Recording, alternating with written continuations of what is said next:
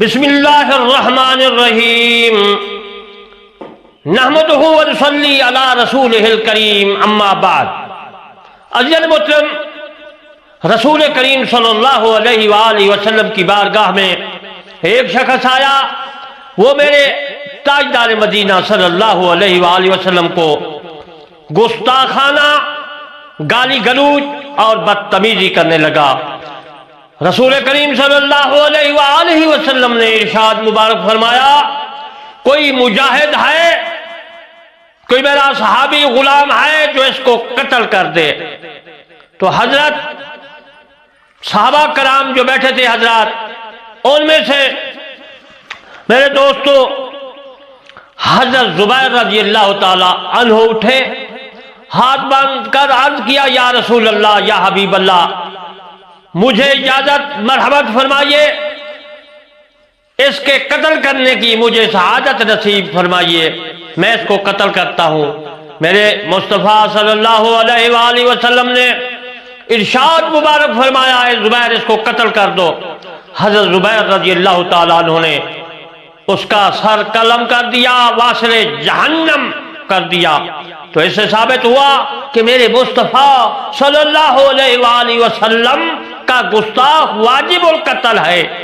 کتاب و شفا کا میں حوالہ دے رہا ہوں، اور دوسرا حوالہ میں آپ کو یہ دیتا چلوں کہ رسول کریم صلی اللہ علیہ وآلہ وسلم کے موجودہ وقت میں کئی ایسے واقعات ہوئے جن لوگوں نے میرے تاجدار مدینہ صلی اللہ علیہ وآلہ وسلم کو بدتمیزی سے بولا تو صحابہ کرام نے اس کو قتل کر دیا۔ ایک عورت تھی جو میرے مصطفیٰ صلی اللہ علیہ وآلہ وسلم کو گالی گلوچ دیا کرتی تھی، تو میرے آقا تاجدار مدینہ صلی اللہ علیہ وآلہ وسلم نے فرمایا، اس کو قتل کر دو۔ حضرت خالد بن ولید رضی اللہ تعالیٰ عنہ اٹھے اور عرض کیا، یا رسول اللہ، یا حبیب اللہ، مجھے اس کے قتل کرنے کی اجازت مرحمت فرمائیے، میں اس کو قتل کر دیتا ہوں۔ آپ نے اجازت فرمائی، اس خبیث عورت کو حضرت خالد بن ولید رضی اللہ تعالی عنہ نے قتل کر دیا۔ یہ وہی خالد بن ولید ہے جس کی ٹوپی میں وال تھا میرے مصطفیٰ صلی اللہ علیہ وآلہ وسلم کا، جس طرف تلوار جاتی تھی گستاخوں کے، کفار کے، مشرکوں کے، عیسائیوں کے سر قلم ہوتے جاتے تھے، لیکن قد کا یہ چھوٹا تھا۔ ثابت کیا ہوا؟ میرے مصطفیٰ صلی اللہ علیہ وآلہ وسلم کا گستاخ واجب القتل ہے۔ میرے دوستو،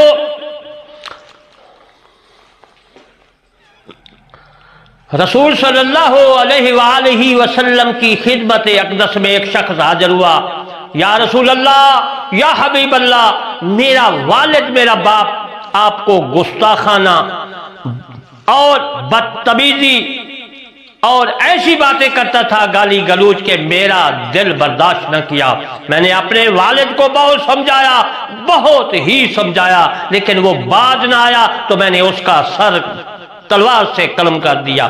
میرے مصطفیٰ صلی اللہ علیہ وآلہ وسلم نے اس آدمی کو جو ہے فرمایا کہ آپ نے ٹھیک کیا ہے، یعنی یہ نہ کہا کہ آپ نے غلط کیا۔ ثابت ہوا کہ یہ تو حوالہ ثابت ہے کہ حضرت عمر رضی اللہ تعالیٰ عنہ نے اپنے باپ خطاب کو قتل کر دیا۔ میرے مصطفیٰ صلی اللہ علیہ وآلہ وسلم کی توہین میں مسلمان وہ نہیں تھا۔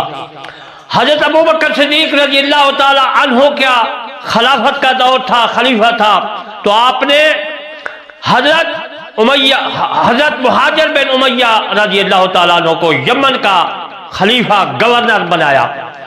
جب گورنر وہاں آپ پہنچے اور اس کے بعد دیکھا کہ ایک عورت ہے، وہ گانا گاتی ہے عربی میں، اور میرے مصطفیٰ صلی اللہ علیہ وآلہ وسلم کی توہین کرتی ہے، یعنی ان الفاظ میں توہین ہوتی تھی۔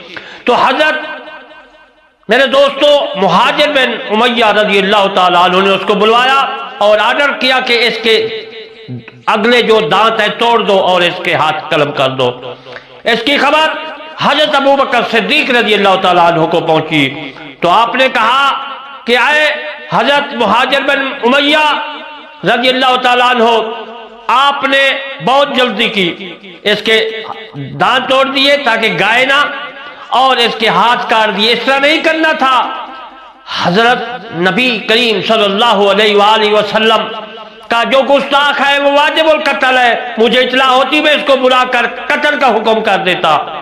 اور تمام انبیاء علیہ السلام کا جو گستاخ ہے، میرے مصطفیٰ صلی اللہ علیہ وآلہ وسلم کا گستاخ ہے، وہ واجب القتل ہے، مردود ہے، رجیم ہے، لعین ہے۔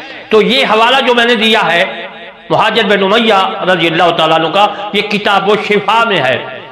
انشاءاللہ ناچیز بندہ علامہ طالب صاحب کرمانی، بستی یاسر آباد، چک مغل، تحصیل محسی، ضلع وہاڑی، صوبہ پنجاب، پاکستان سے عرض کرتا ہوں کہ اگر زندگی نے ساتھ دیا تو آئندہ میں آپ کو نبی کریم صلی اللہ علیہ وآلہ وسلم کے گستاخوں کی جو ہے داستان، ان کا قتل ہونا کتاب و شفا سے عرض کروں گا۔ وما علینا الا البلاغ المبین۔